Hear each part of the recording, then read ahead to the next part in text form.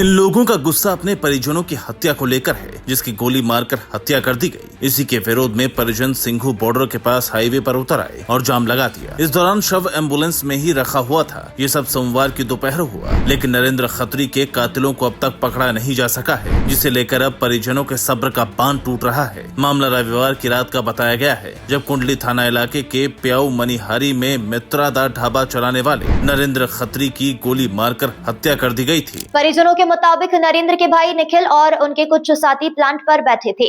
इसी दौरान अमन यादव तेज रफ्तार से स्कूटी चलाते हुए वहां पहुंचा।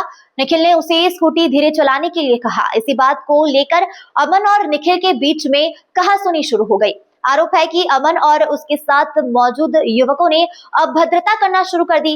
विवाद बढ़ने पर दोनों पक्षों के बीच में हाथापाई की नौबत भी आ गई। विवाद की जानकारी मिलने पर नरेंद्र प्लॉट पर पहुंचे और दोनों पक्षों को समझाकर मामला शांत कराने का प्रयास किया। परिजनों का आरोप है कि इसी दौरान अमन यादव ने नरेंद्र के साथ भी गाली गलौज की। विवाद बढ़ने पर अमन ने पिस्तौल निकालकर नरेंद्र के सीने में गोली मार दी। गोली लगते ही नरेंद्र गंभीर रूप से घायल होकर विवाद की जानकारी मिलने पर नरेंद्र प्लॉट पर पहुंचे और दोनों पक्षों को समझाकर मामला शांत कराने का प्रयास किया। परिजनों का आरोप है कि इसी दौरान अमन यादव ने नरेंद्र के साथ भी गाली गलौज की। विवाद बढ़ने पर अमन ने पिस्तौल निकालकर नरेंद्र के सीने में गोली मार दी। गोली लगते ही नरेंद्र गंभीर रूप से घायल होकर जमीन पर गिर गए। नरेंद्र को नरेला के अस्पताल ले जाया गया, जहां डॉक्टरों ने उन्हें मृत घोषित कर दिया। नरेंद्र खत्री कुंडली के रहने वाले थे और पिछले करीब 10 साल से प्याऊ मनिहारी में मित्रादा ढाबा चला रहे थे। करीब 6 साल पहले उनकी शादी हुई थी। परिवार में पत्नी के अलावा 2 छोटे बेटे हैं, जिनकी उम्र करीब 2 और 4 साल है। नरेंद्र और उनका भाई ढाबा चलाते थे, जबकि उनके पिता मकान बनाने का ठेका लेते हैं। नरेंद्र के ढाबे से करीब आधा किलोमीटर दूर उमाशंकर कॉलोनी में उनका पानी का प्लांट है। प्लांट के साथ किराए के कमरे भी बने हुए हैं,